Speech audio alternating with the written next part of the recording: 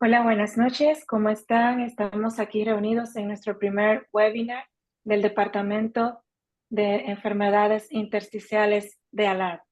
Damos las gracias a todos los que se han conectado eh, en este día como parte de la conmemoración del Día Mundial de la Fibrosis.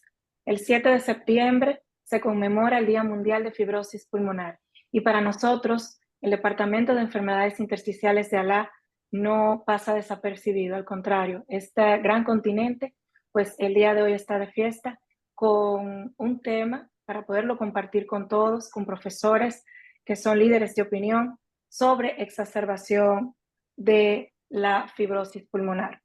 Recordando que es un tema que va a aumentar la mortalidad y que para nosotros constituye un dolor de cabeza, pues nuestros pacientes una vez lo presentan con aumento de los síntomas y empeoramiento de su condición, lo lleva a un alto nivel o gran posibilidad de ingresos a las unidades de cuidados intensivos y aumenta su posibilidad de muerte.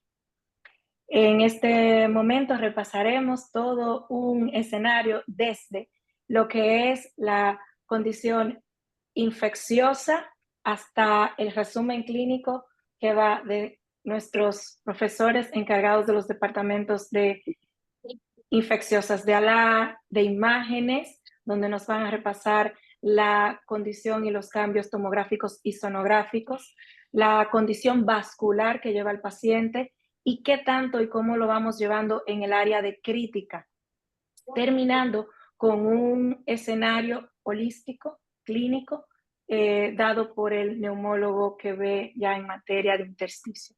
Agradecemos una vez más la participación, su presencia, la colaboración de los profesores y los departamentos de ALAD y de todo el equipo de intersticio. Bienvenidos. Santiago. Gracias, Esther. Bueno, y vamos a tener una agenda muy completa en el día de hoy porque queremos ver las exacerbaciones de las enfermedades intersticiales desde un abordaje holístico.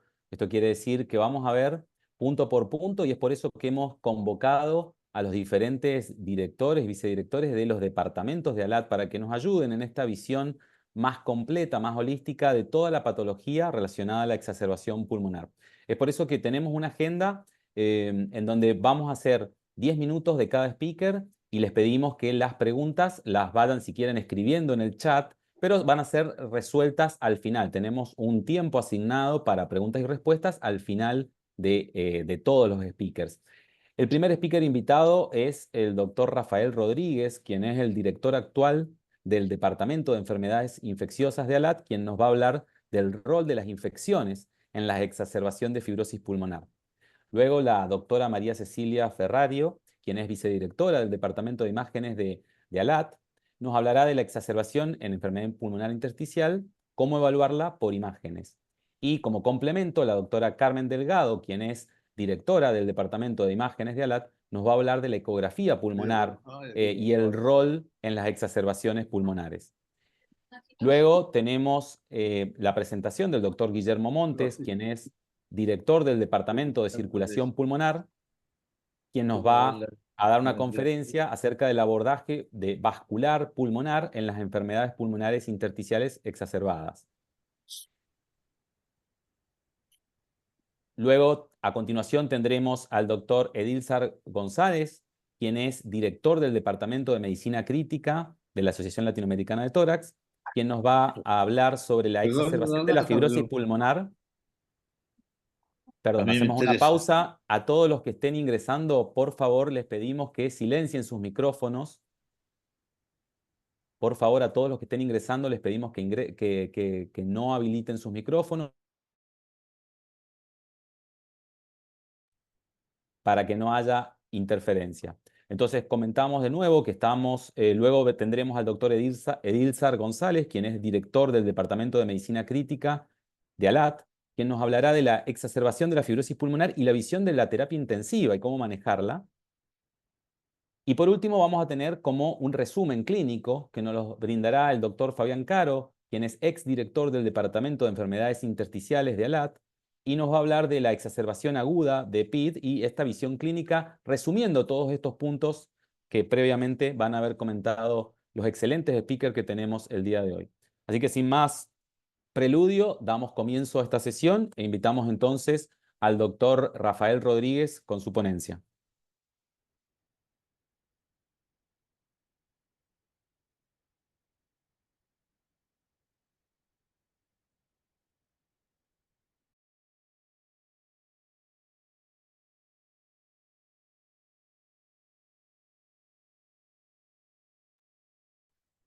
Buenas noches a todos. Muchas gracias al Departamento de Infecciosas por esta oportunidad de poder compartir con todos ustedes. Realmente vemos con muy buenos ojos cómo ALAT se va envuelta cada día más en el manejo multidisciplinario de estas patologías. Es interesante cómo nosotros a lo largo de lo que ha sido el recorrer dentro de ALAT, nosotros, perdonen, vamos a ver aquí, perfecto. Dentro de ALAT hemos ido aprendiendo cada vez más a involucrarnos desde el punto de vista del Departamento de Infecciosas en algunas otras patologías que pueden tener un papel, las infecciones, un papel clave como lo es la enfermedad intersticial y su exacerbación. Básicamente voy a querer dar 5 mensajes clave en estos 10 minutos de presentación y hemos querido dar mensajes sobre lo que son las exacerbaciones infecciosas en cuanto a los patógenos, si son virus o bacterias preponderantemente, el diagnóstico, si es algo complejo, hablar de inflamación o infección, el rol de la microbiota, la antibioticoterapia, si debe ser empírica, y la importancia de las vacunas. Cuando hablamos de la fibrosis pulmonar idiopática, ustedes más que yo pueden saber que es una enfermedad progresiva de alta mortalidad, de alta carga de enfermedad, y obviamente prevenir una exacerbación infecciosa sería de gran importancia porque la mortalidad por una exacerbación de la fibrosis pulmonar idiopática tiene una mortalidad arriba del 50%, es decir, casi 1 de cada 2 que se exacerba va a morir. Entonces, esto es importante porque hemos querido entender, y los que hemos sido menos estudiosos del intersticio hasta ahora, nos hemos dado cuenta de que clásicamente las infecciones teníamos el pensamiento de que jugaban un papel preponderante. Hoy en día, incluso hay algunos autores que hablaban de cambiar el nombre de fibrosis pulmonar idiopática a fibrosis pulmonar infecciosa. Eso lo dejo por ahí como una perla de discusión, pero lo que sí es cierto que hoy hay evidencia del papel fundamental que juegan las infecciones en la exacerbación aguda de la fibrosis pulmonar idiopática, y sabemos por estudios de identificación etiológica que hoy en día básicamente también el tema de tener mejores técnicas diagnósticas, técnicas moleculares, hemos podido demostrar la participación activa por lo menos de algunos virus como la influenza A, el virus sincitial respiratorio, el herpes virus, cytomegalovirus, el torquetenovirus, adenovirus y Epstein-Barr virus, por ejemplo. En cuanto a las bacterias, sabemos que hoy en día el peso del estafilococo, el estreptococo, el campylobacter, las streptocomonas son muy importantes como agentes etiológicos asociados a las exacerbaciones agudas de la fibrosis pulmonar idiopática. Es importante saber la etiología porque también es importante apuntar hacia los tratamientos específicos. Sin embargo, hablar de exacerbación aguda de la FPI es muy complejo porque discriminar qué es infección y qué es inflamación hay una zona de gris que muchas veces la propia respuesta inmune innata pasa a ser una persistente efecto en lo que es el complejo inmune adaptativo y exageradamente una respuesta que lleva a la inflamación. Entonces, es muy importante que tempranamente podamos distinguir si estamos ante un proceso infeccioso puro o ante una combinación o ante un proceso inflamatorio puro. Entonces, es importante hoy en día trabajar con los principales marcadores, biomarcadores para poder demostrar y evidenciar si estamos ante un proceso netamente infeccioso o netamente inflamatorio. Probablemente los que somos defensores de la procalcitonina, es aquí donde realmente juega un papel importante en dirigirnos tempranamente y poder discriminar qué paciente realmente amerita o no, o qué paciente amerita o no ser descalado en su tema del antibiótico, o qué paciente también o no es un proceso viral, no bacteriano. La inmunología, y aquí no voy a hablar mucho, puesto que van a hablar dos expositores sobre el tema, sobre todo la tomografía de alta resolución es clave y es vital para diferenciar algunos patrones de infección en la exacerbación aguda y poder diferenciar si el paciente se encuentra ante un factor agudo de exacerbación o a una enfermedad estable. Y por lo tanto, esto es muy importante, el diagnóstico preciso, porque va a mejorar en cuanto al pronóstico de la enfermedad y va a evitar innecesariamente tratamientos que no son adecuados. En cuanto al rol de la microbiota, hoy en día creo que es uno de los campos de la medicina respiratoria que más todos estamos llamados a entenderlo, y sabemos que realmente el pulmón, que se consideró por muchos años un tejido, un área, un sistema estéril, sabemos que tenemos una economía de bacterias permanentes que tiene un efecto protector ante a factores agresores infecciosos. Pero sabemos también que este tipo de paciente generalmente está expuesto a terapias como son los corticoides, los inmunosupresores, o tienen comorbilidades que ameritan este tipo de tratamiento, que fundamentalmente van a evidenciar un cambio en lo que son en el microbioma pulmonar, y este cambio va a aumentar a la susceptibilidad e infecciones. Probablemente el futuro y el aporte clínico acá será ver el tema de terapias como lo son los moduladores de la microbiota, y sobre todo también el entender mucho del eje intestino-pulmón, creo que va a ser mucho al futuro. La antibioticoterapia empírica o dirigida, este sería el cuarto punto clave que hemos querido desarrollar acá. Sabemos que hoy salía un paper en Lancet sobre lo que es el aumento de mortalidad que vamos a convivir en los años venideros por exceso de lo que es resistencia bacteriana. Hoy en día muere una cantidad de personas enormes por el tema de la resistencia bacteriana, el sobreuso y abuso de los antibióticos. Por lo tanto, siempre la pregunta, y acá uno buscando la revisión, sigue siendo el mismo manejo, la terapia empírica, obviamente obedeciendo al tipo de patrón de resistencia local, obedeciendo si el paciente tiene, o seguro, en estos casos de fibrosis pulmonar idiopática, son pacientes que generalmente tienen cambios estructurales que predisponen a colonizaciones o a ciertas infecciones crónicas, y por lo tanto la terapia empírica debe ser con inclusión de estos patógenos que muchas veces están asociados. Pero lo más importante es tratar de identificar el patógeno. Hoy, y vuelvo y reitero, tenemos tecnología de biología molecular casi al alcance de los principales centros de atención para este tipo de pacientes, y debemos a todos ellos pedirles, solicitarles cultivos para hacer un tratamiento específicamente dirigido según el patrón. La optimización del uso de antibióticos siempre es importante, la reducción de efectos adversos y las complicaciones más importantes asociadas a lo que es el uso, la producción de resistencia. Las vacunas, bueno, los que me conocen y saben que hacemos vacunas en pacientes pulmonares. Bueno, esto es un capítulo, aquí le agradezco la oportunidad para recomendar que bajen nuestras recomendaciones, nuestras guías prácticas de clínica basadas en evidencia para lo que son la utilización de vacunas en los pacientes respiratorios. Y uno de los compromisos que tenemos con la presidenta futura de ALAT, que colega nuestra panameña, es que estas guías sean unas guías dinámicas, vivas, y un capítulo que nos quedó pendiente fue específicamente probablemente los pacientes con patologías crónicas como son la enfermedad intersticial.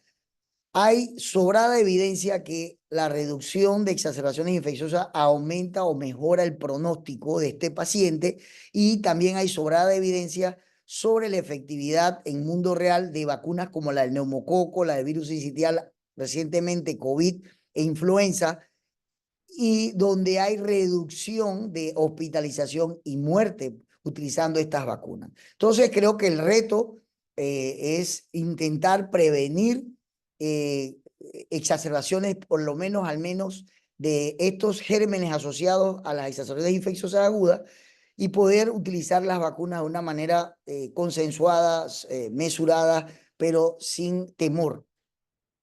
Para ir concluyendo en estos 10 minutos de que nos tocó compartir, tenemos clarísimo que las exacerbaciones agudas por fibrosis pulmonar idiopática del tipo infeccioso son un reto clínico complejo, pero es gestionable a través de estrategias multidisciplinarias. El diagnóstico temprano, manejo del microbioma y estrategias de vacunación pueden cambiar los resultados clínicos, y desde ALAT sigamos trabajando unidos por la salud respiratoria de Latinoamérica.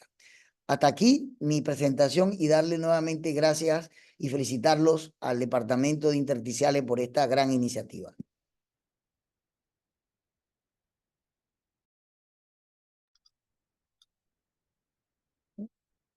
Gracias, doctor Rafael. Gracias por todo su conocimiento. Continuamos con la doctora María Celia. María Cecilia Ferrario. Acá estoy, ¿eh? Acá compartimos. Déjenme que empiezo a presentar. Perfecto. ¿Ahí se ve bien? ¿Se escucha bien? Bien. Bueno, muchas gracias al comité organizador, a todos los miembros del Departamento de Patología Intersticial de ALAT por convocarnos, a nosotros que hacemos diagnóstico por imágenes, a participar de esta discusión multidisciplinaria que para nosotros realmente es muy apasionante.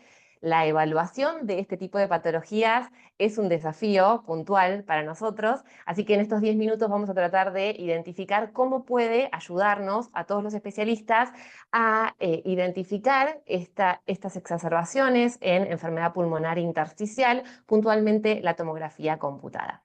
Yo me volví a las bases para ver de qué estamos hablando cuando hablamos de una exacerbación aguda en una enfermedad pulmonar intersticial, y por definición nos referimos a el deterioro respiratorio agudo clínicamente significativo caracterizado por evidencia de una nueva anomalía alveolar generalizada, que ahora vamos a verla más en detalle, típicamente de menos de un mes de duración, con exclusión de etiologías alternativas.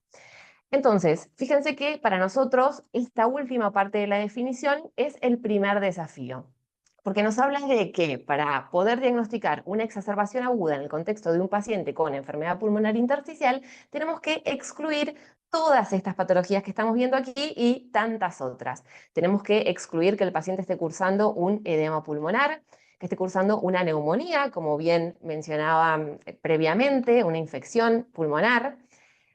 Patología aspirativa, así que el paciente se haya aspirado y esté cursando esa clínica precisamente secundaria a la aspiración. Que el paciente esté teniendo una hemorragia pulmonar, una hemorragia alveolar, o que esté cursando un tromboembolismo de pulmón, ¿sí? Para algunas de estas patologías la tomografía va a ser muy útil, para algunas otras ya vamos a ver que no tanto. Sabemos que existen desencadenantes de la exacerbación aguda en pacientes con patología pulmonar intersticial, la realización de un VAL, la criobiopsia, la cirugía de resección pulmonar, son todos procedimientos que pueden exacerbar una exacerbación aguda precisamente, que pueden desencadenar, mejor dicho, una exacerbación aguda. Pero otros desencadenantes de la exacerbación aguda también son esas mismas patologías que nosotros tenemos que descartar. El edema pulmonar, la neumonía sobre todo, como mencionaba el doctor previamente, aspiración, hemorragia pulmonar y TEP pueden ser los desencadenantes de esta exacerbación aguda. Entonces, ¿cómo pueden ayudarnos a nosotros las imágenes en el diagnóstico? Y hay elementos que van a ser muy útiles para valorar y descartar o confirmar, luego de la realización de una tomografía computada de tórax, podemos descartar signos o hallazgos compatibles con insuficiencia cardíaca congestiva. Fíjense en esta imagen, les estoy mostrando una cardiomegalia global con severo derrame pleural. Si nosotros tenemos estos hallazgos asociados a estas nuevas opacidades alveolares, vamos a pensar que esto podría ser la causante de la nueva sintomatología de nuestro paciente. Por otro lado, podemos hacer una angiotomografía de tórax, que es un protocolo especial con administración de contraste endovenoso para descartar la presencia de tromboembolismo de pulmón. Sabemos una enfermedad, una patología que también puede cursar con signos y síntomas muy similares al de la exacerbación aguda. Obviamente vamos a ver en este caso los defectos de relleno endoluminales arteriales, la alteración en el relleno. Esto es clave que lo hagamos con contraste endovenoso, y también el neumotórax, que va a ser muy fácil de diagnosticar. Lo podemos hacer con RX, pero la tomografía computada quizá nos dé un poquitito más de detalle, sobre todo en esos neumotórax laminares que pueden pasar desapercibidos en la radiografía.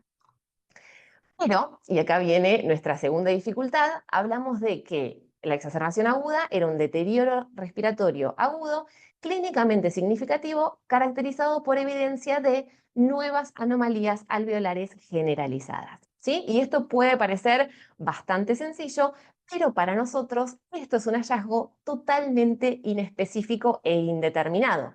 Porque cuando nosotros hablamos de nuevas opacidades alveolares, nos estamos refiriendo a nuevos sectores de consolidación del parénquima pulmonar o a nuevos sectores con atenuación en vidrio esmerilado, pero esos hallazgos los podemos ver tanto en la exacerbación aguda como en la neumonía, como en la toxicidad por drogas, como en el edema agudo de pulmón, como antes mencionábamos. Entonces, este hallazgo imagenológico obviamente tiene que ser interpretado dentro del contexto clínico del paciente para poder empezar a hacer un buen algoritmo diagnóstico y eventualmente un tratamiento que favorezca a nuestros pacientes.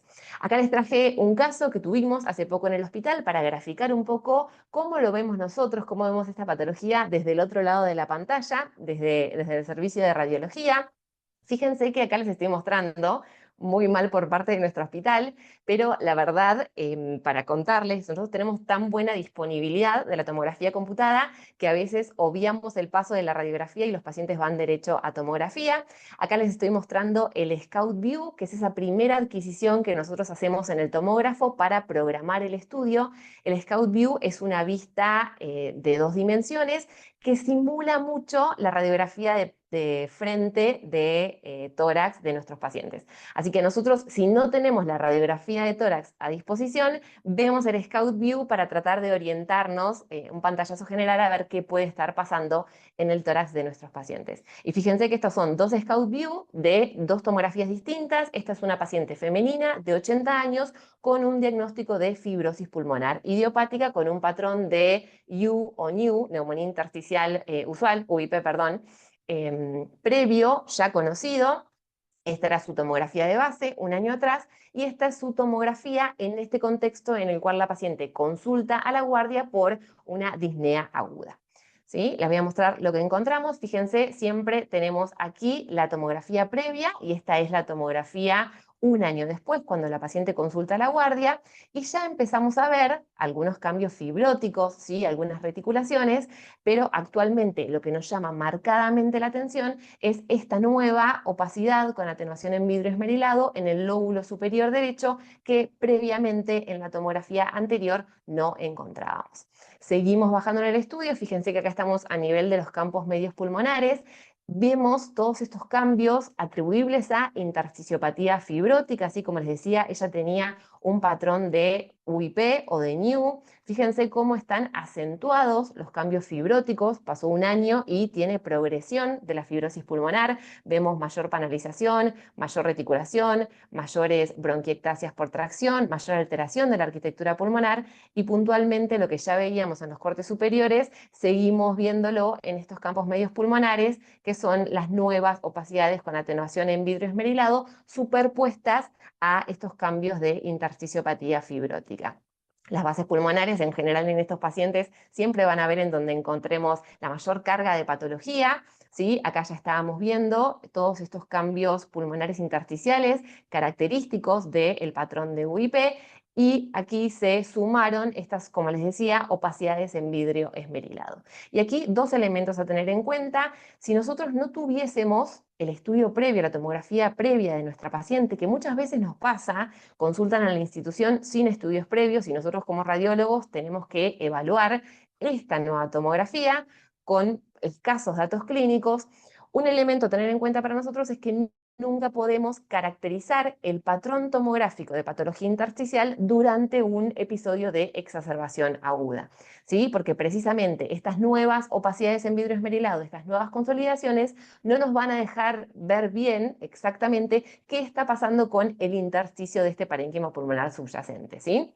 Así que nosotros obviamente informamos, reportamos todos los hallazgos patológicos que encontramos en nuestra paciente, pero sugerimos, si no es conocido el patrón de la patología intersticial, hacer un control una vez resuelto el cuadro agudo. Eso por un lado, y por otro lado, para nosotros definir si esto es edema pulmonar, neumonía o un cuadro puro de exacerbación aguda es muy difícil, y por eso es que es tan importante el ateneo multidisciplinario o la interconsulta con el médico tratante, con el médico especialista, el neumólogo especialista, el neumonólogo especialista en patología intersticial. Las reconstrucciones multiplanares siempre para nosotros son claves, ¿sí? Fíjense, una reconstrucción coronal, una reconstrucción sagital. Esto nos permite ver bien, mejor la distribución de estas opacidades en vidrio esmerilado, y eso también nos permite empezar a orientar nuestro diagnóstico, si esta distribución es simétrica, asimétrica, bilateral o unilateral, parcheada o difusa. Todos esos elementos nos van a ayudar a orientar nuestro diagnóstico. Ya para ir concluyendo, ideas importantes desde el punto de vista de la radiología: el diagnóstico de esta entidad de la exacerbación aguda en pacientes con patología pulmonar intersticial muchas veces requieren un equipo multidisciplinario. La RX y la tomografía computada pueden ayudarnos a descartar algunas patologías que podemos analizar bien en detalle, como son el tromboembolismo de pulmón, la insuficiencia cardíaca congestiva y el neumotórax. Y la interpretación de la etiología de estas nuevas opacidades pulmonares debe realizarse siempre conociendo al detalle, al mayor detalle que podamos, los antecedentes y los datos clínicos del paciente. Con eso termino. Muchísimas gracias. Voy a dejar de compartir. Gracias, doctora María Cecilia. En esta ocasión, primero recordar las preguntas, la pueden dejar por aquí por el chat, estaremos atentos, Santiago y yo. Nuestra siguiente profesora, la doctora Carmen Delgado, es actual directora del Departamento de Imágenes, compañera de la doctora María Cecilia. Nos va a comentar sobre el abordaje sonográfico y los hallazgos sonográficos en pacientes con exacerbación de EPI. Bienvenida, doctora. Gracias. A ver si ya se está viendo. Sí, adelante. Ok. Bueno, buenas noches, saludos a todos. Antes que nada, pues agradecer la invitación y felicitarlos, de verdad, al Departamento de Intersticiales, especialmente a la doctora Esther Tavera, por la iniciativa y por incluir en un tema de creciente actualidad como es la ecografía pulmonar. Y vamos a entonces hablar acerca del rol del ultrasonido en el diagnóstico y en el algoritmo de diagnóstico de la exacerbación de la fibrosis pulmonar. Para ello quiero pues comenzar recordándoles cómo se ve un espacio subpleural en un paciente que no tiene afectación intersticial, recordando que esto corresponde a la línea pleural y estas son las líneas A, que son reverberaciones de esta línea pleural y que vamos a verlo así en pulmones que no tienen afectación intersticial. Y cuando este espacio subpleural comienza a presentar estos artefactos verticales hiperecogénicos que inician en la línea pleural, llegan hasta el final de la pantalla sin desvanecerse, se parecen a los rayos láser porque son muy bien definidos, ocultan las líneas a su paso. Entonces, cuando tenemos 3 o más elementos de estos que son artefactos y que son las líneas B, entonces estamos ante la presencia del diagnóstico de un síndrome intersticial desde el punto de vista ecográfico con estos valores de sensibilidad y especificidad. Pero más importante que eso, el hecho de no observar este tipo de elementos, este tipo de artefactos, prácticamente descarta la patología intersticial. Sin embargo, debemos tener en cuenta que la ecografía solo podrá detectar alteraciones que estén en el intersticio periférico en contacto con la pared torácica, y cada uno de estos elementos, cada una de estas anormalidades intersticiales que podemos habitualmente ver en la tomografía van a tener una representación en la ecografía. Vamos a tener una imagen ecográfica que prácticamente se va a correlacionar con esta alteración. De esta forma, los engrosamientos de los septos interlobulares lo vamos a ver como líneas B que son separadas, más o menos en unos 7 milímetros. Cuando ya estas líneas B comienzan a ser más juntas, más agrupadas, con una diferencia aproximadamente de 3 milímetros, ya estamos ante engrosamiento de los septos interlobulares. Y ya cuando este espacio entre ellas disminuye, vamos a encontrar lo que se denomina líneas B confluentes o el patrón de Biroluden, de Lichtenstein, que a partir de este momento ya perdemos la capacidad de discriminar ecográficamente lo que correspondería a vidrio esmerilado o Crazy Padding, y es por esa razón que una de las mayores importancias que tiene en la cuantificación del síndrome intersticial es justamente saber que a medida que tengamos más líneas B, vamos a tener una mayor afectación del pulmón y por lo tanto menos aireación. De manera que tenemos que escoger una forma de cuantificar o semi-cuantificar el patrón intersticial, porque cada una de estas se va a corresponder con algún grado de severidad, de leve, moderado a severo, y esto va a estar sustentado básicamente en las separaciones histológicas de los septos inter e intralobulares. Generalmente las separadas, que tienen 7 milímetros aproximadamente, lo que están denotando es el engrosamiento de los septos interlobulares, y las que están más unidas están representando a los engrosamientos de los septos intralobulares. Y esto es importante tenerlo en cuenta porque hay un bemol. Hay una limitación de la ecografía pulmonar, sobre todo cuando estamos ante una panalización y cuando son más exuberantes las panalizaciones.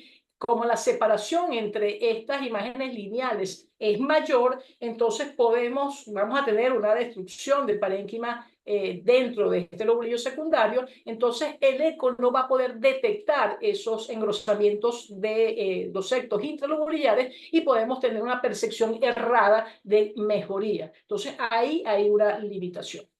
Es importante que tengamos en cuenta que debemos diferenciar el síndrome intersticial, porque las líneas B de un edema hidrostático como el que tienen a su izquierda son iguales que las líneas B de un patrón de una patología intersticial en cuanto al artefacto en sí, y hay varias características que más o menos orientan hacia la etiología, destacándose entre ellas la línea pleural. La línea pleural debe ser lisa y deslizar.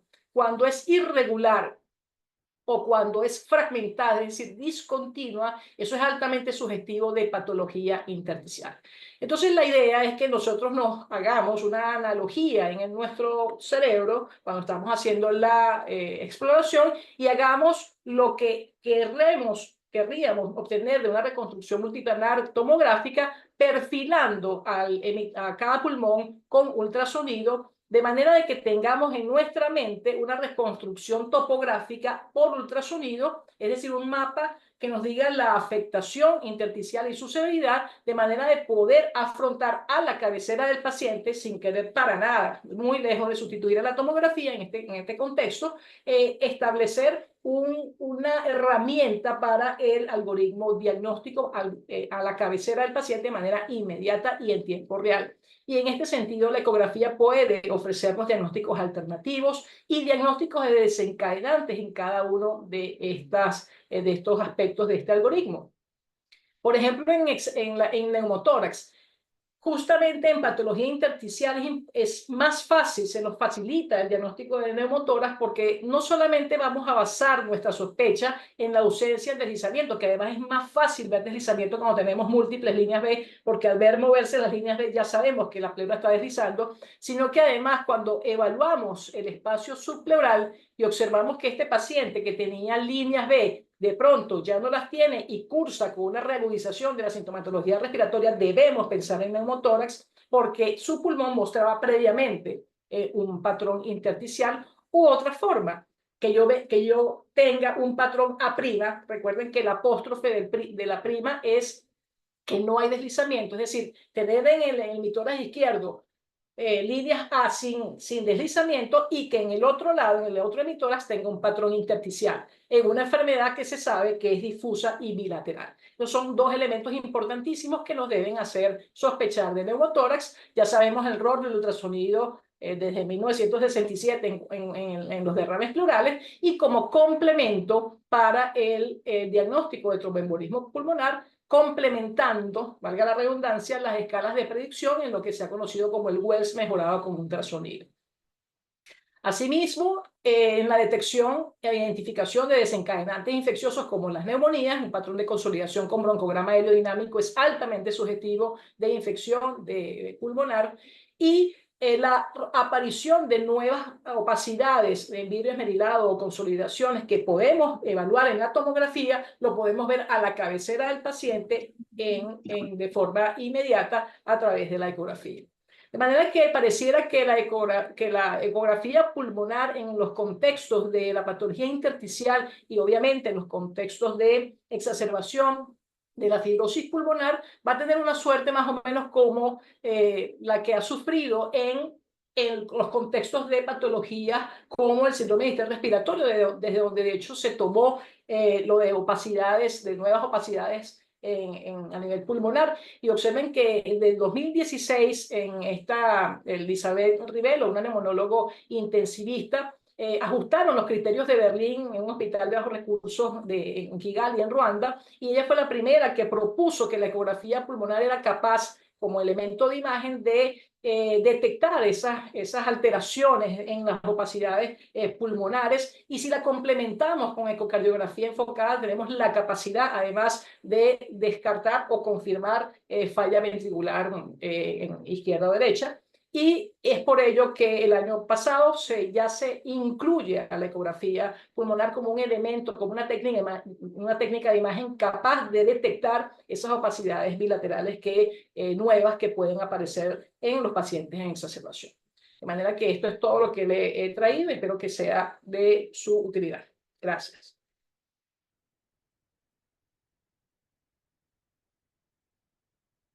Muchas gracias, Carmen, por tan excelente presentación. A continuación, el doctor Guillermo Montes, quien es el director del Departamento de Circulación Pulmonar, nos brindará la ponencia Abordaje vascular pulmonar en las enfermedades pulmonares intersticiales exacerbadas. Hola, muy buenas tardes, buenas noches a toda Latinoamérica. Es un gusto saludarlos. Muchas gracias por la invitación a la doctora Vera. Y veremos hoy el tema de abordaje pulmonar en las enfermedades pulmonares intersticiales. Y esto que vamos a hablarle de hoy va en base al consenso que se hizo público el 7º Congreso Mundial de Hipertensión Pulmonar, que se llevó a cabo en Barcelona del 29 al 1 de julio, frente a 29 de junio al 1 de julio. Pues es parte de lo tomado también de las guías de hipertensión pulmonar que siguen vigentes del 2022. Y una de las situaciones que acompaña siempre a la enfermedad pulmonar intersticial desde un inicio, desde antes de la etapa fibrosante, es posiblemente la hipertensión pulmonar. Una enfermedad que casi no se diagnostica, que casi no se piensa en ella. Y se piensa en ella cuando ya está muy avanzada la enfermedad. Por eso es que antes de tocar el tema fibrosante y todo esto, me quiero adelantar un poquito a la etapa inicial de por qué llegó el paciente con enfermedad de la colágena, con ectopatía, a tener fibrosis pulmonar. Este tipo de pacientes que llegan a ese tipo de enfermedades fibrosantes con enfermedad de tejido conectivo pudieron tener una mejor resolución cuando se les trata a tiempo una complicación que es muy severa y que nadie piensa en ella, la hipertensión pulmonar. Y la pregunta que siempre hago es, ¿la hipertensión pulmonar es una enfermedad rara o simplemente es subdiagnosticada? Porque en el mundo está catalogada como una enfermedad rara, una prevalencia del 1% por 1 millón de personas. Entonces, ¿pero es realmente rara o simplemente no pensamos en ella y está subdiagnosticada? Porque los ojos no ven lo que la mente no sabe. Un paciente con hipertensión pulmonar, lo primero que va a tener es la disnea.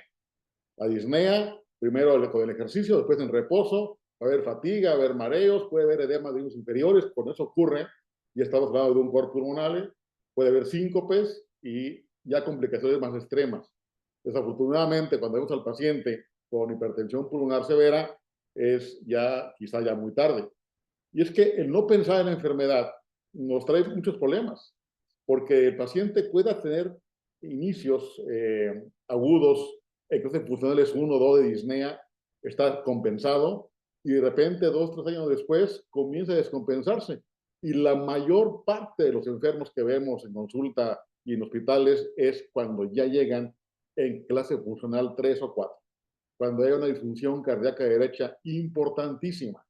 Por lo mismo, la evolución de la hipertensión pulmonar sin ninguna intervención, sin ningún tratamiento por sí sola, no hablando en conjunto con fibrosis pulmonar o con intersticiales, solita, tiene una vida media de 2.8 años. Es impresionante la mortalidad que tiene la patología y muchas veces el enfermo pasa un promedio de entre 5 y 7 años hasta llegar con el médico, el centro de expertise en hipertensión pulmonar. Y ese tiempo que tardó en acudir al centro de expertise es oro molido, porque se pudo haber hecho mucho por ese paciente para evitar la muerte del mismo, la progresión de la enfermedad y las complicaciones que de ella emanan. Entonces, es importante conocer que la hipertensión pulmonar por sí sola no se diagnostica con ecocardiograma, se diagnostica con cateterismo cardíaco derecho, fundamental. Y para que sea considerada hipertensión arterial pulmonar, debe tener esas características, debe ser precapilar, una presión media pulmonar medida por cateterismo derecho mayor de 20 mililitros de mercurio, una presión en cuña menor de 15, menor o igual a 15, y unas resistencias mayor de 2 unidades Wood. Todo esto del contexto precapilar.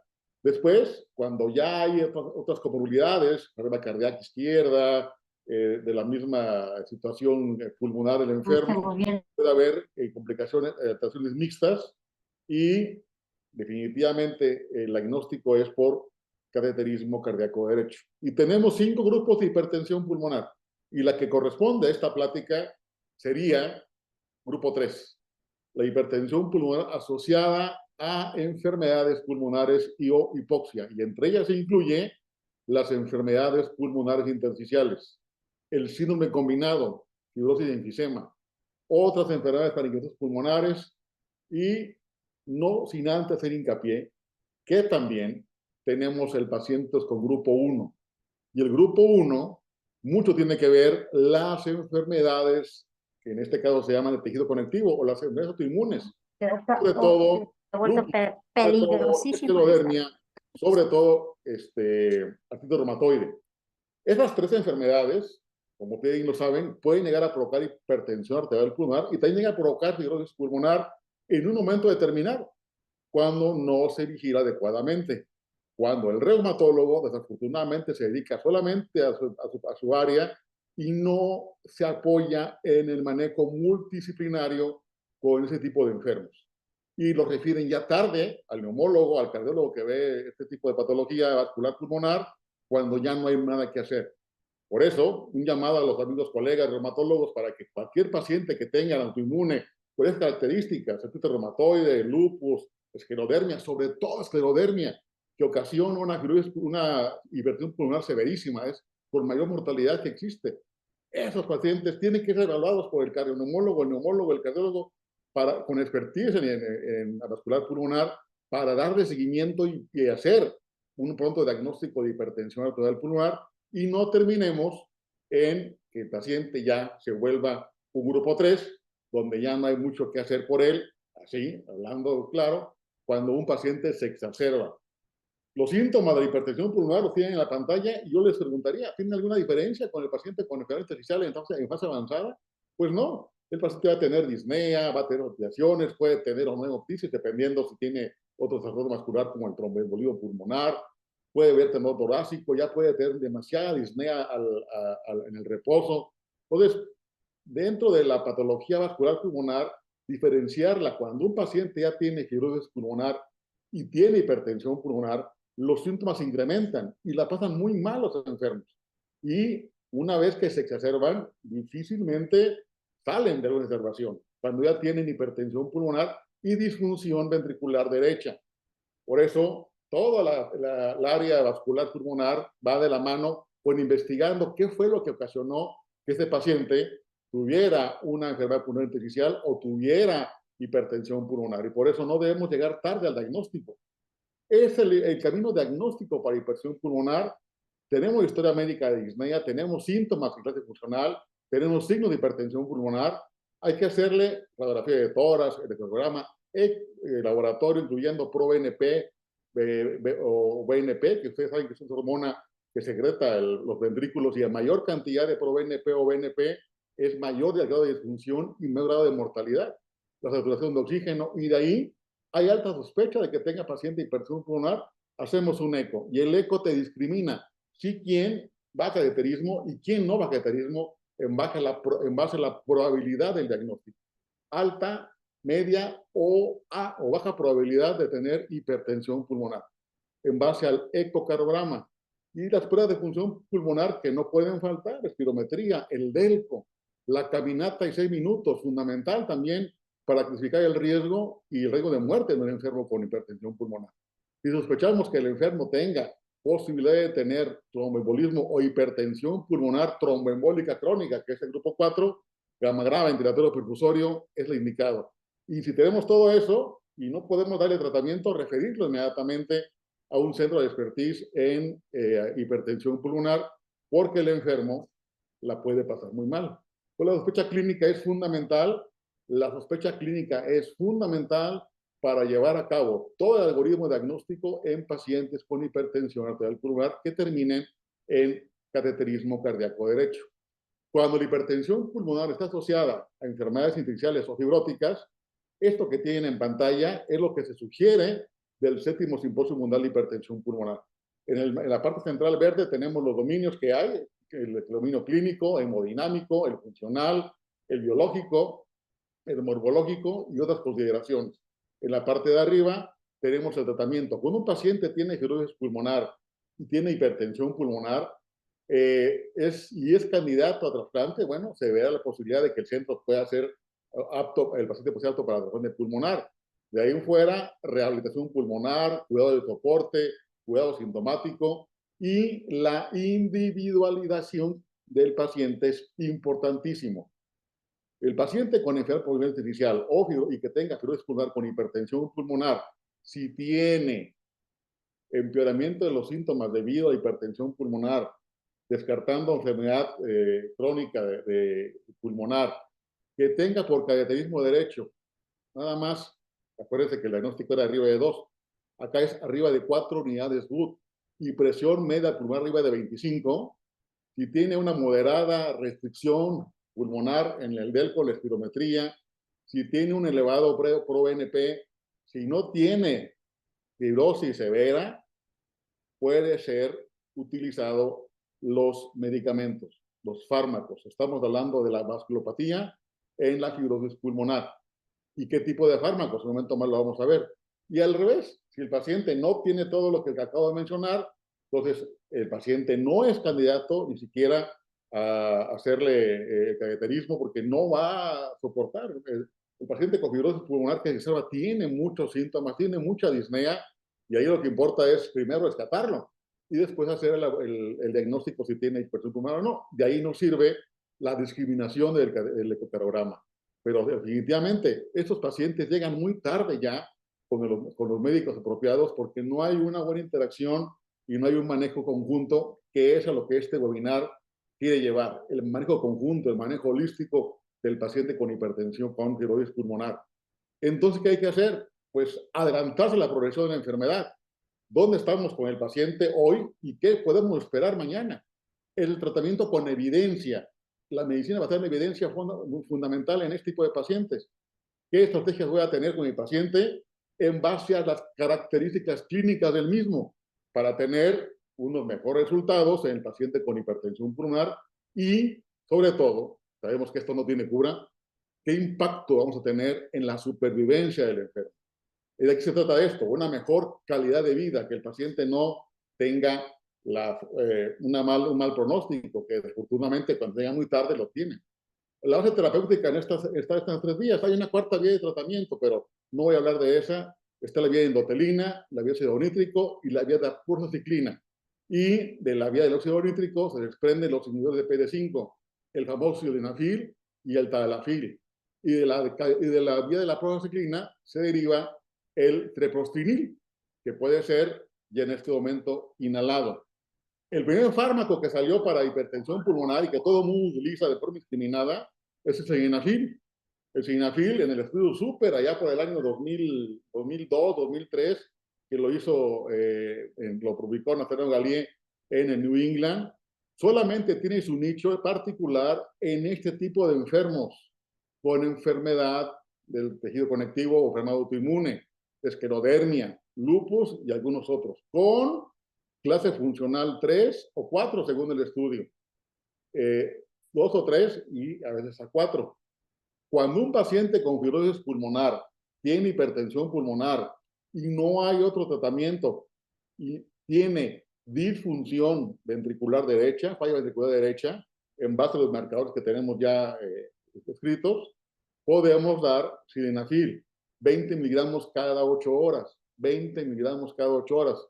Para eso se ocupa la marca genérica, la marca original, perdón, que es de Pfizer, se llama Rebatio, 20 miligramos cada 8 horas. No vale dar el sildenafil que se da para hipotensión sexual, no es lo mismo.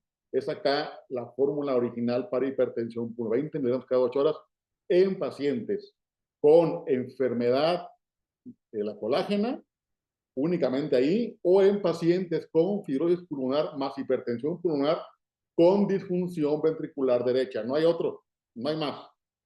Es el único lugar donde vamos a dar sildenafil o monoterapia, vaya, si no hay nada más que dar en ese tipo de pacientes. Así que no abusemos del sildenafil, no abusemos del sobreuso del mismo, inclusive cuando un médico da sildenafil a un paciente con grupo 2 con enfermedades cardíacas como causante de las mismas, o el mismo grupo 3, que pacientes que tienen asma, EPOC y le dan sildenafil para hipertensión pulmonar, lo único que hacen es aumentar la mortalidad hasta en un 12%. Entonces, el sildenafil tiene su único nicho ahí, en esto que estoy mencionando, y no hay que abusar del mismo. Vienen más tratamientos para este tipo de pacientes con enfermedades intersticiales e hipertensión pulmonar. Y uno de ellos, que ya está autorizado por la FDA inclusive, es el treprostinil inhalado, donde mejora la caminata, mejora la sobrevida y mejora la capacidad pulmonar. El treprostinil inhalado, que en algunos países de Sudamérica, como Chile, por ejemplo, que lo presentaron en el Congreso de ALAD hace 2 meses, ya está utilizándose. Entonces, evidencia hay sobre el uso de treprostinil inhalado con varios estudios, y hay más estudios en proceso que hablan del mismo, del uso de este medicamento inhalado para mejorar la capacidad de ejercicio y mejorar la caminata de 6 minutos y mejorar la sobrevida del enfermo, no para curar. De hecho, hay un estudio POTOC, que es esto, donde se habla que a mayor dosis de treprostinil inhalado hay mejores efectos hemodinámicos que a dosis bajas. Aquí el dispositivo lo tienen ahí en la pantalla. Hay 2 tipos de dispositivos, que es el inhalador pequeñito que cabe en la palma de las manos, es como un silbato, es una inhalación cada 6 horas, y el otro que es forma de nebulizador, que también se da una nebulización cada 8 o 6 horas, dependiendo del grado del enfermo. Mientras más dosis de treprostinil inhalado, mejor le va a ir. Y el treprostinil se perfila como ser la única droga que va a estar autorizada por mucho tiempo, durante poco tiempo y durante lo que viene en futuro, en este tipo de pacientes con enfermedad pulmonar intersticial. Está estudiando los estudios Teton, el 1, el 2, el 3, vienen en camino, el estudio Zafir en pacientes con sarcoidosis es otra cosa, pero el treprostinil creo que viene marcando la pauta en este tipo de enfermos. Y este tema, este webinar, tiene mucho que ver con esto, el manejo multidisciplinario del paciente con este tipo de enfermedades, sobre todo de un inicio con enfermedad del tejido conectivo. Esos pacientes deben ser evaluados por el reumatólogo, por el cardiólogo, por el neumólogo, para evitar que en un futuro próximo hagan fibrosis pulmonar y ya las etapas del tratamiento sean ya casi paliativas. Lo esperamos en México el siguiente año en el Congreso ALAD 2025. Muchas gracias.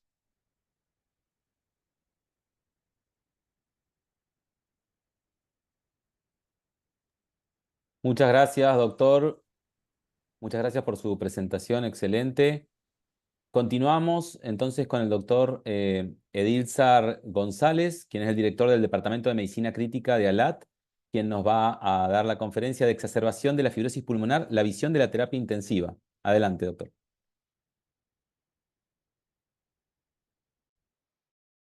Muchas gracias al Departamento de Intersticiales, un gran aprecio para ustedes.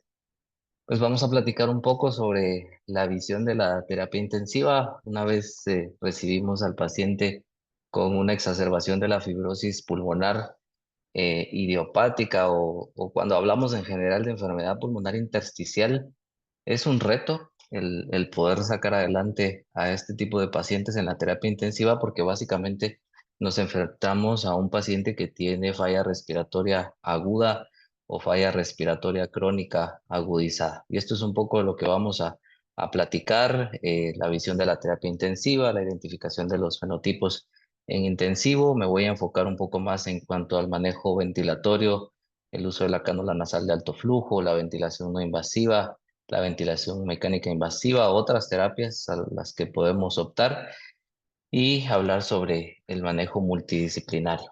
Creo que nos lo va a resumir dentro de poco Fabián, pero en general esperamos 4 a 20% de exacerbaciones en todo el grupo de enfermedades pulmonares intersticiales, siendo las más graves en fibrosis pulmonar idiopática.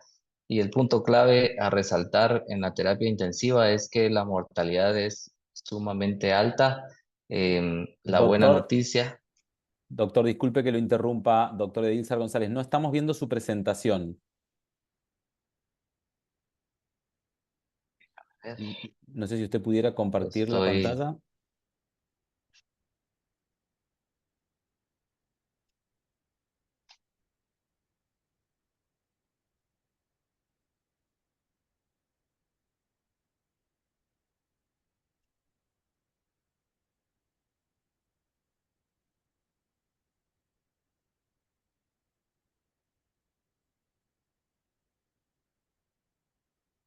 ¿La estamos viendo ahora? Ahora sí, perfecto, adelante. Sí, sí. Entonces, resaltar brevemente la mortalidad tan alta que tenemos en la terapia intensiva, 50 a 90% según los estudios a los que tenemos disponibles, aunque la buena noticia, como les decía, es que estos estudios son de hace muchos años, ¿verdad? Probablemente toda la tecnología con la que contamos actualmente, el conocimiento de la enfermedad y nuevas terapias seguramente han logrado una reducción significativa de la mortalidad y eso es una tarea pendiente para nosotros, para los departamentos y para ALAT, el que podamos lograr promover la publicación de todo esto para Latinoamérica y para el mundo, como lo han demostrado ustedes con los múltiples registros. Otro dato importante es que la sobrevida de estos pacientes es apenas de 15 a 30 meses después de haber entrado a la terapia intensiva. Y como les decía, pues tenemos los fenotipos que recibimos en la terapia es el paciente que tiene una falla respiratoria aguda, que generalmente es el paciente que, que no está diagnosticado con enfermedad pulmonar intersticial.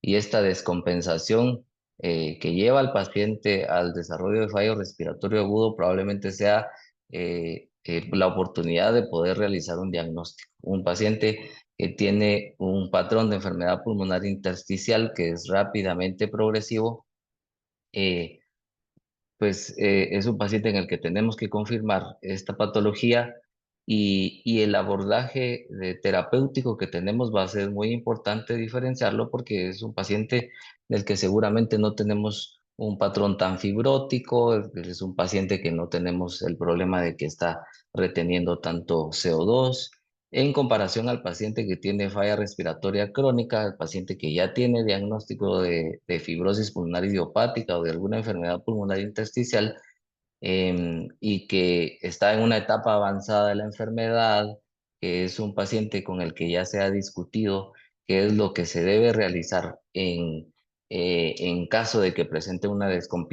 descompensación grave y entonces podamos optar a tomar algunas decisiones respecto a qué podemos hacer y qué no debemos hacer en estos pacientes. Ya las doctoras nos hablaron sobre los patrones radiográficos. Creo que en el caso de el ingreso de los pacientes a la terapia intensiva, solo es necesario recalcar que el estudio más importante para poder abordar a los pacientes es la tomografía de tórax de alta resolución, o si se sospecha de tromboembolia pulmonar, pues es una angiotomografía pulmonar. Esto nos permitirá tomar decisiones desde el inicio del ingreso del paciente a la unidad de cuidados intensivos de si tenemos que hacer una broncoscopía, que nos servirá no solo para el diagnóstico de la enfermedad pulmonar intersticial, el lavado bronquiol alveolar, el envío de muestras a microbiología para identificar gérmenes y ver si tenemos una infección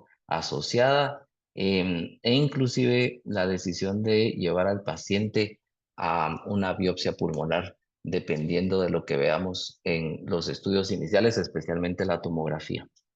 Y pues vamos a entrar un poco más a fondo respecto a las medidas que podemos proporcionarle al paciente con fallo respiratorio agudo. Y en los últimos años, especialmente desde COVID, pues ha tomado mucho auge el uso de la cánula nasal de alto flujo. Y es que es un dispositivo que tiene la capacidad de proporcionar flujos altos de oxígeno y humidificados, y que además nos permite cuantificar el porcentaje de oxígeno que estamos administrando al paciente, y además nos ayuda a proporcionar una presión positiva al final de la expiración, nos ayuda a reducir el espacio muerto, sobre todo en este paciente, en el paciente con enfermedad pulmonar intersticial, que sabemos que allí tenemos un problema.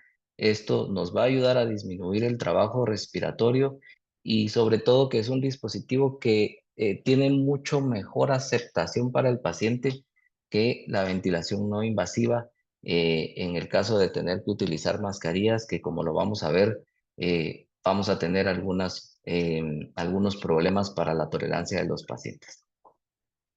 Las ventajas de utilizar la cánula nasal de alto flujo, como les decía, es que podemos seleccionar el aporte de oxígeno que le podemos dar al paciente, vamos a lograr disminuir el trabajo respiratorio, vamos a poder darle una presión positiva al final de la expiración, vamos a poder hacer un lavado de dióxido de carbono, vamos a poder reducir los niveles de CO2, contrario a lo que se pensaba en las etapas iniciales, que estos pacientes, que solo aquellos pacientes con falla respiratoria aguda hipoxémica, o los pacientes con falla respiratoria tipo 1 podían ser candidatos a recibir la terapia con la cánula nasal de alto flujo. Pues ahora se ha ampliado mucho más el uso de estos dispositivos, porque sabemos que tienen la capacidad de hacer un lavado de CO2.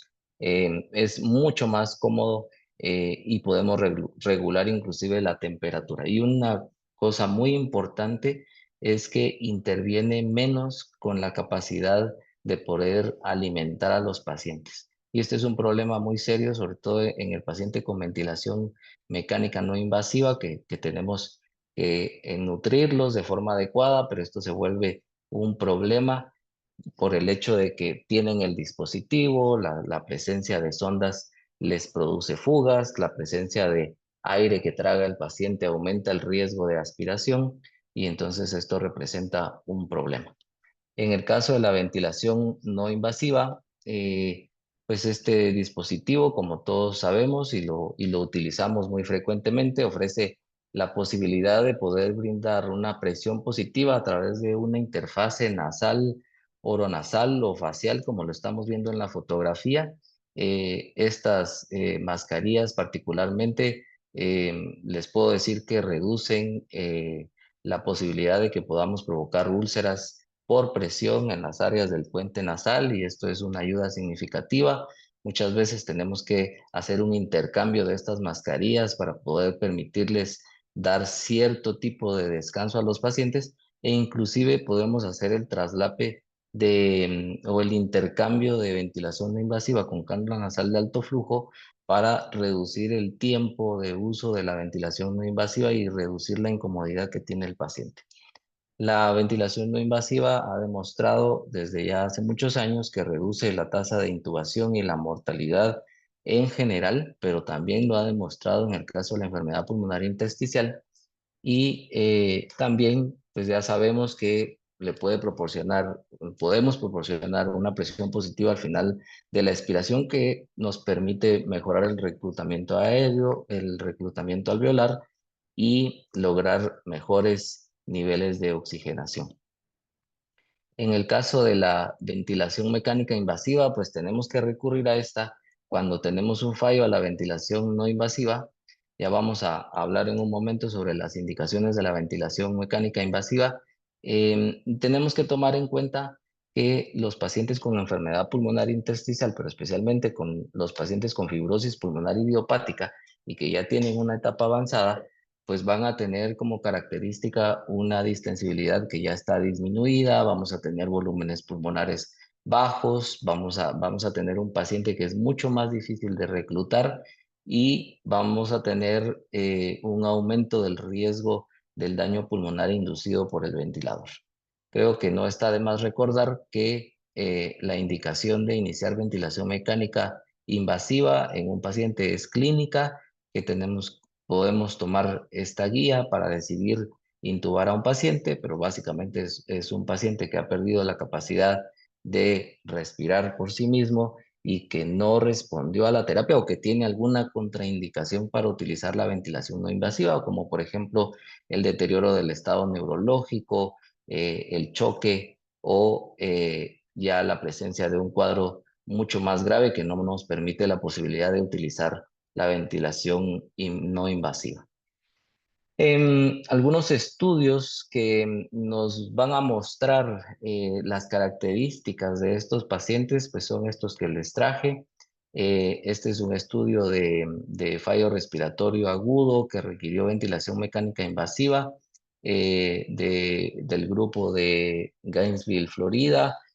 Son estudios pequeños. Este es de 54 pacientes con enfermedad pulmonar intersticial. La segunda causa más frecuente de ingreso fue la fibrosis pulmonar idiopática.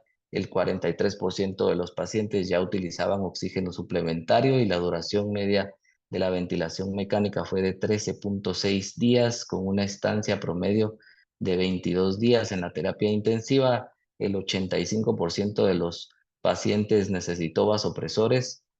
Sobrevivió el 37% de los pacientes. Eso significa que el 63% de los pacientes fallecieron. Así que como lo vemos, como lo mencionábamos al inicio, la mortalidad en este grupo de pacientes es muy alta.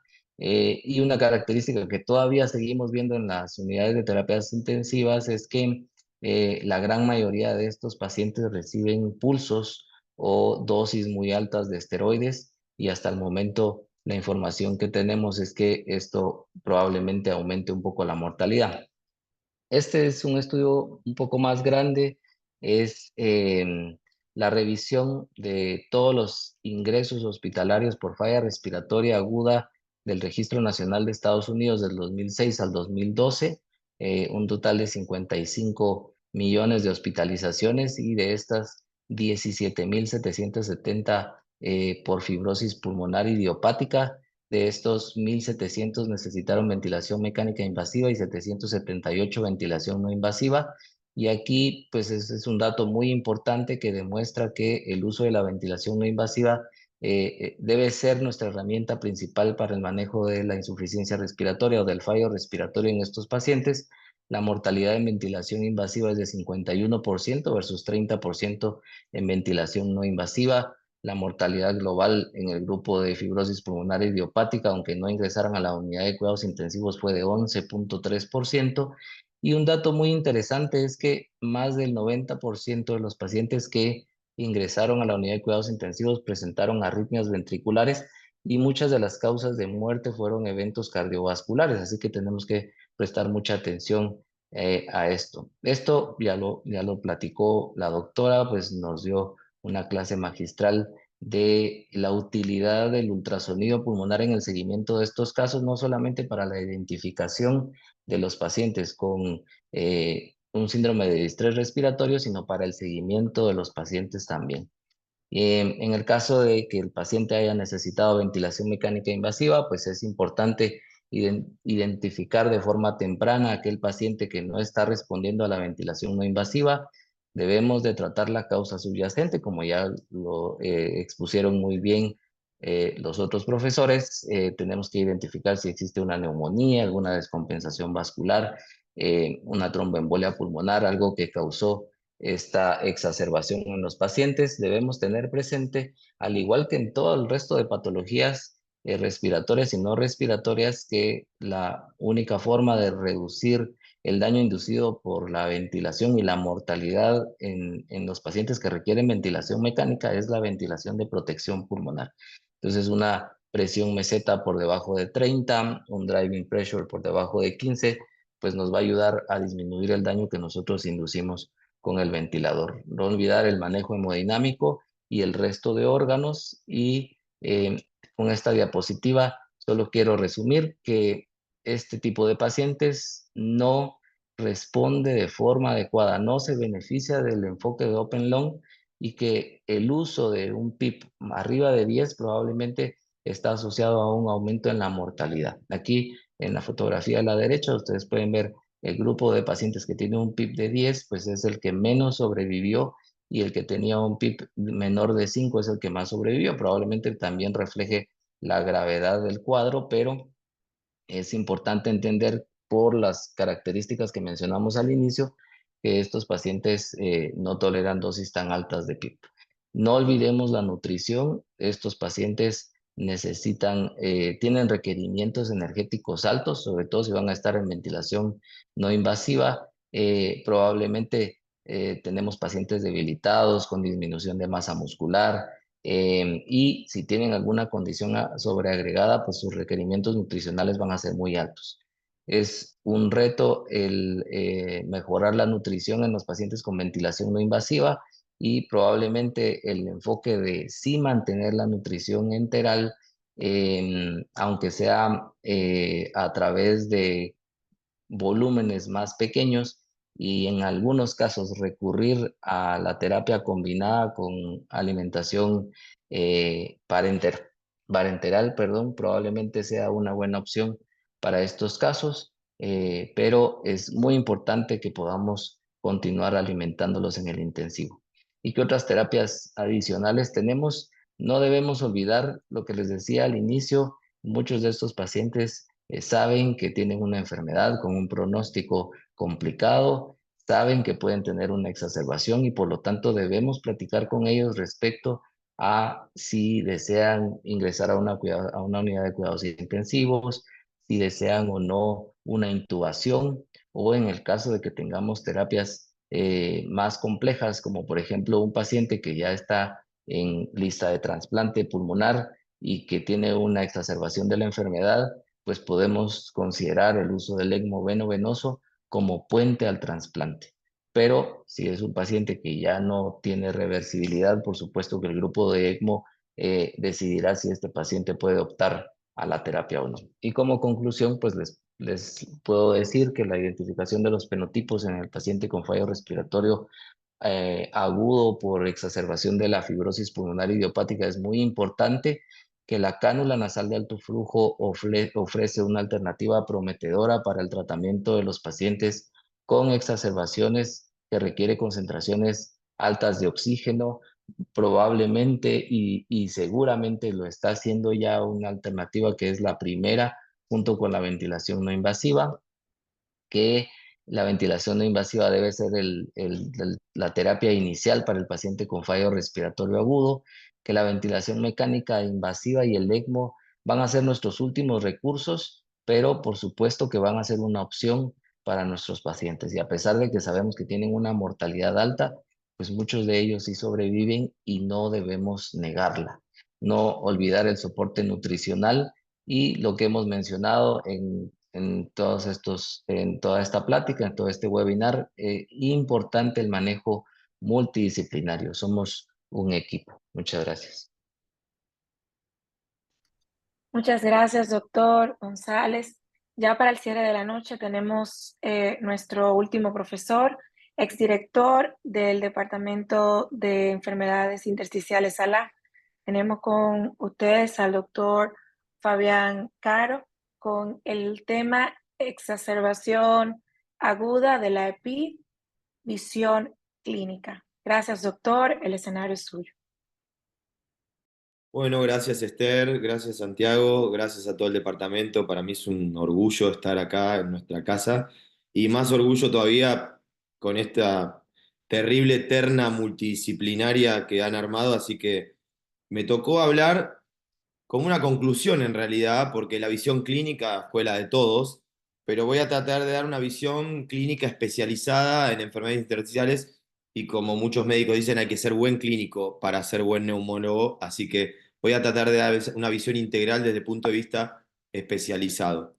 Bien, como me gusta a mí romper paradigmas, quizás ya muchos lo saben, la clasificación pasada y incluso vigente de enfermedades intersticiales incluye a lo que antes se llamaba como síndrome de Hamann-Rich o neumonía intersticial aguda.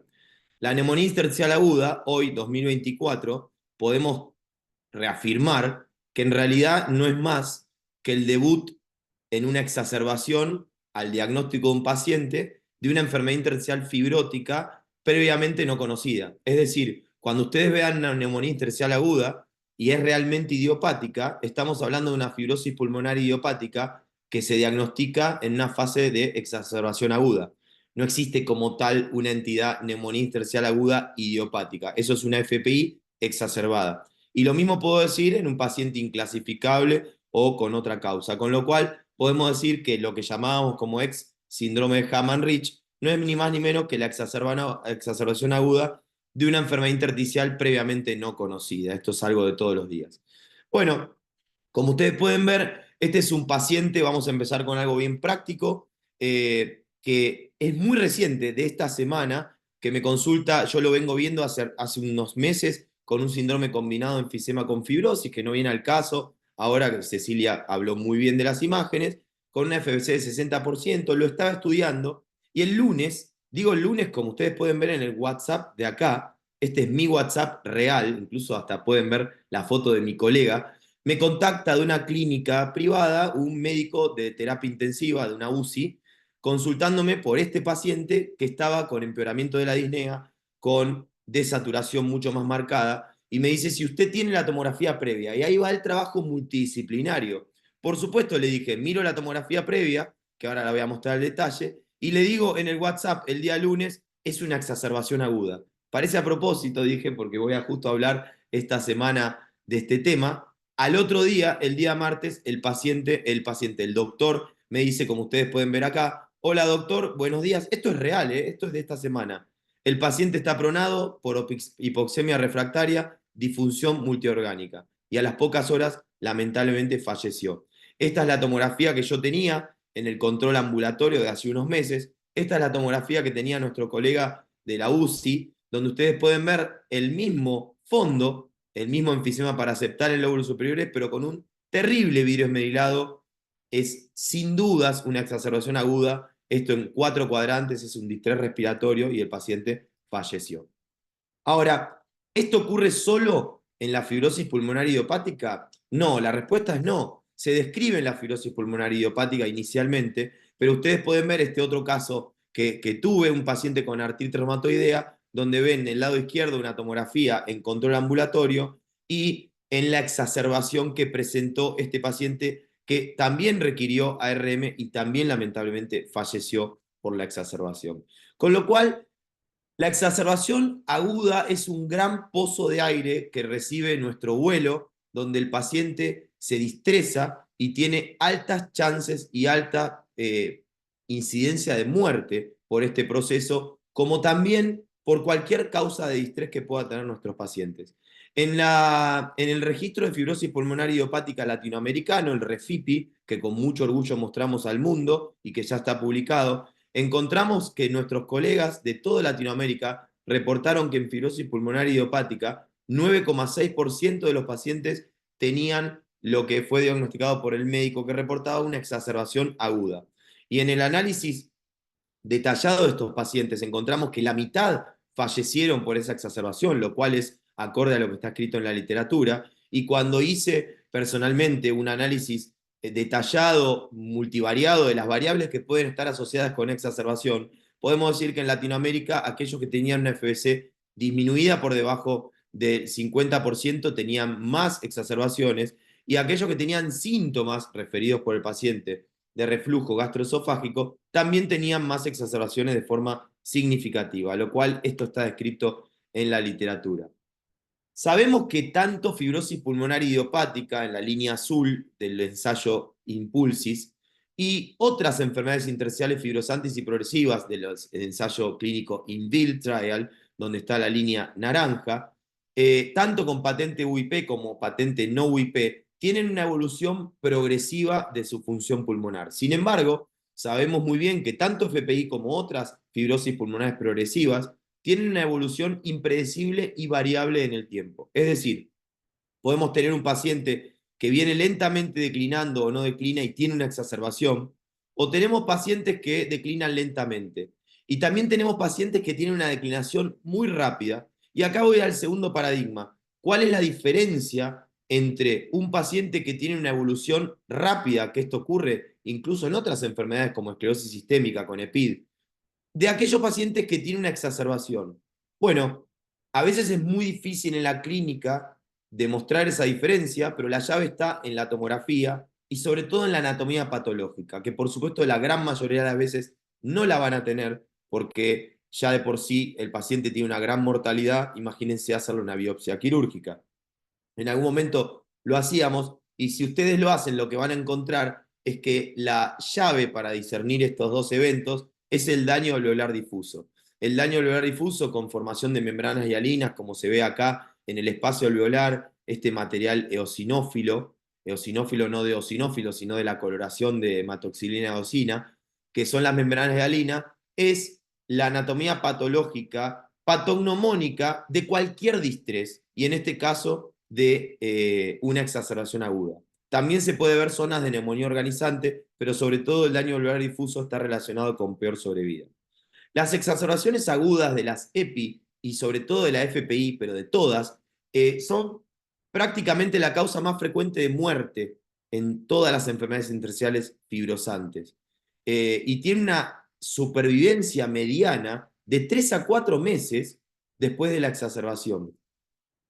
También se habló, y quiero profundizar un poco más, que esto tiene absoluta vinculación con infecciones, sobre todo virales, si lo habremos vivido con el COVID, y que fíjense que en el hemisferio norte, de vuelta, donde el invierno está en enero, febrero, marzo, abril, los pacientes tienen más incidencia, más tasa de exacerbaciones versus aquellos meses de mayor temperatura, lo que está absolutamente vinculado con el frío, posiblemente con infecciones virales. Las exacerbaciones agudas no solo imprimen una tasa de mortalidad alta en FPI, como pueden ver en esta curva de Kaplan-Meier en línea azul, sino también en otras enfermedades intersticiales fibrosantes que no son FPI. Con lo cual, tener una exacerbación aguda en FPI o en una R con una NINE o en Sjögren con una NINE, le imprime una mortalidad muy importante que va del 30 al 60%, como en cualquier causa de distrés. También se habló de los factores de riesgo para el desarrollo de una enfermedad, de una exacerbación aguda, y quiero detallarme en algunos puntos, como por ejemplo el reflujo. El reflujo se estudió y es en base a estudios retrospectivos, pero después cuando se intentó hacer ensayos clínicos, estos no han demostrado que el tratamiento para reflujo impacta directamente en el número de exacerbaciones. Lo que sí sabemos que cualquier agresor al pulmón, cualquier agresor al neumonocito tipo 1, como polución ambiental, infecciones virales, microaspiración o el estrés de colapso alveolar que sumerge al paciente en una cirugía torácica o en una broncoscopía, puede gatillar una exacerbación aguda. Sabemos también que los pacientes con peor FVC tienen más tasa de exacerbación aguda, como ustedes pueden ver en estas dos curvas de acá, las dos iniciales. Sin embargo, también sabemos que los pacientes con una capacidad vital forzada preservada, y esto lo vimos en los impulsos de fibrosis pulmonar idiopática, ensayo clínico de nintedanib versus placebo, pacientes con FVC de más del 90% también tienen una probabilidad de tener exacerbaciones, y también el nintedanib protege a estas exacerbaciones. Como mostraron mis antecesores, colegas que dieron todas excelentes pláticas o presentaciones, en el 2016, se junta un grupo de expertos y cambia algunas cosas fundamentales. Primero, que para tener una exacerbación, al principio fue en FPI, ahora lo podemos aplicar a todas las epifibróticas.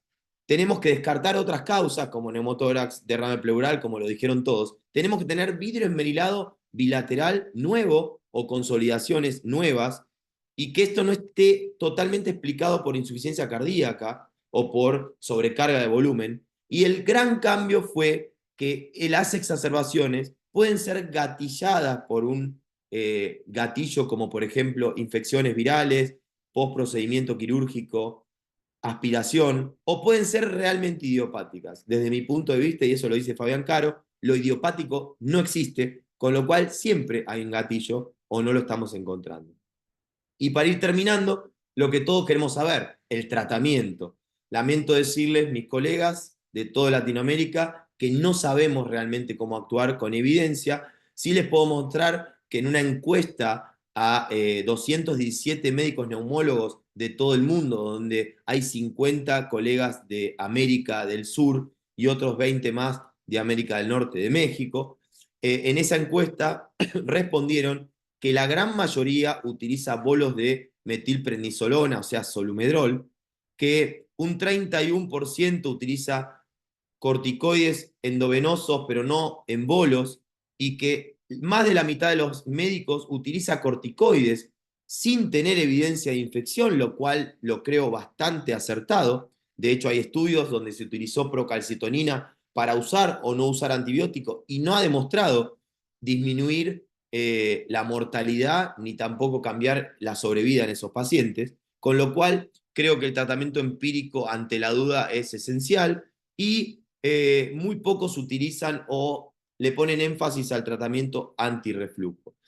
Con respecto a los corticoides, este es uno de los estudios más importantes, si bien es retrospectivo, es un estudio de Corea de 535 pacientes ingresados con EPID y alguna exacerbación. 205 fueron realmente una exacerbación, de los cuales 117 fueron FPI y 65 no FPI, y encontraron que hay una diferencia significativa en la sobrevida de aquellos pacientes que recibieron corticoides. Sin embargo, cuando analizaron dosis alta de corticoide, encontraron esa diferencia significativa en aquellos pacientes no FPI, pero no la encontraron en aquellos pacientes con FPI, es decir, no encontraron un beneficio del corticoide a dosis altas en pacientes con FPI exacerbado. Como toda curva de Kaplan-Meier pide, el análisis multivariado demostró que el uso de prednisolona a más de 1 miligramo kilo día fue relacionado significativamente de forma independiente con una disminución en la mortalidad. Lo mismo que la ventilación mecánica fue asociada con un aumento de la mortalidad, lo cual es lógico. Y lamento decirles que el único ensayo clínico francés que hay sobre el agregado de inmunosupresores al corticoide fue el Hexafib, que es un ensayo clínico que se le agregó ciclofosfamida versus placebo al corticoide de base en pacientes con FPI exacerbado, y encontraron que aquellos que recibían ciclofosfamida agregado a los corticoides tenían peor sobrevida versus aquellos que le daban placebo, lo cual hoy a nadie se le puede ocurrir usar ciclofosfamida con la evidencia contundente que mostramos. Y para el mejor tratamiento sería prevenir la exacerbación. Les quiero decir que tanto en fibrosis pulmonar idiopática como en fibrosis pulmonar progresiva, el nintedanib ha demostrado reducir la tasa de exacerbaciones versus placebo. Y para terminar, en tiempo, y tener tiempo para las preguntas, como conclusión, las exacerbaciones son la principal causa de muerte en EPID, pueden ocurrir en FPI, pero también en otras epifibróticas, tiene una incidencia del 20% anual en FPI, un poco menos en epifibróticas. Un mensaje que quiero dar es que al que quiera estudiarlo, les dejo una pregunta de investigación. No hay reportado exacerbaciones en esclerosis sistémica asociado a EPID, lo cual es muy interesante, sí en todo el resto. Y no existe evidencia para recomendar un tratamiento por sobre otro. Sin embargo, en la actualidad, todos los centros del mundo utilizamos corticoides, ya sea en bolos o no, y lo mejor que podemos hacer es prevenir las exacerbaciones. Muchísimas gracias y espero que podamos discutir ahora con el resto de mis colegas.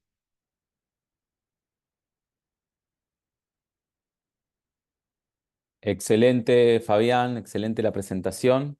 Bueno, hemos tenido una agenda muy completa que hemos visto desde infecciones, imágenes al detalle y todo el tratamiento clínico, incluyendo cuando el paciente ingresa a la terapia intensiva. Tenemos varias preguntas, estamos un poco justos de tiempo, pero vamos a darle pie a algunas preguntas. Una pregunta está dirigida para la doctora María Cecilia Ferrario con respecto a al uso del angiotac con protocolo para TEP. Una duda clínica que suele surgir es si debemos utilizarla porque el tromboembolismo pulmonar es uno de los factores que están determinados que generan exacerbación aguda y el rol de la angiotac con protocolo para TEP. Me gustaría escuchar un comentario de si rutinariamente deberíamos pedir un angiotac con protocolo para TEP, por ejemplo. La verdad es que es un estudio que se pide muchísimo y ahí hay que evaluar obviamente el contexto clínico, costo-beneficio de la realización del estudio. Obviamente si el pretest es alto, lo que nosotros indicamos es hacerlo directamente, pero en pacientes en donde exista sospecha que la causa de disnea o lo que sea que motive la realización del estudio no está totalmente definida desde el punto de vista clínico, nosotros lo que hacemos es primero una adquisición sin contraste. Si encontramos la causa de disnea, digamos, independientemente de esto de exacerbación aguda, ¿no? El contexto en general, si encontramos la causa de disnea en el parénquima pulmonar y no tenemos sospecha, digamos, no tenemos ninguna manifestación que nos haga pensar que el paciente podría estar teniendo un tromboembolismo de pulmón, ahí terminamos el estudio y si persisten las sospechas diagnósticas, si encontramos opacidades triangulares subpleurales, hallazgos que nos hacen pensar que podría haber un TEP, ahí complementamos con la administración de contraste endovenoso y hacemos el protocolo de TEP. Buenísimo, muchas gracias. ¿No? Para la doctora Carmen Delgado, comenta la doctora Lidia Padrón, la diferenciación de 7 milímetros y de 3 milímetros entre las líneas B puede necesitar mucho entrenamiento. ¿Existe algún equipo con inteligencia que nos cuantifique las líneas B? Por favor, Aleida, ¿podría apagar el micrófono? Sí, gracias por la pregunta, excelente. Hay software, todos los equipos que en la actualidad cuenten con software de pulmón tienen prácticamente incluida la inteligencia artificial. Por supuesto, los equipos más robustos, incluso desde los ultraportátiles, pero incluso los equipos más robustos cuentan con inteligencia artificial para el conteo. Si no cuentan con ellos, si no cuentan con software de pulmón, y de igual forma puede hacerse una evaluación semi-cuantitativa, subjetiva, y eso tiene una concordancia alta con la medición a través de inteligencia artificial, y no es tan difícil hacer la medición de la separación de las líneas, pero en realidad lo que más que todo usamos en nuestro centro es entre separadas, agrupadas y confluentes para hacer la evaluación semi-cuantitativa y de esta manera establecer el grado de severidad de la enfermedad intersticial.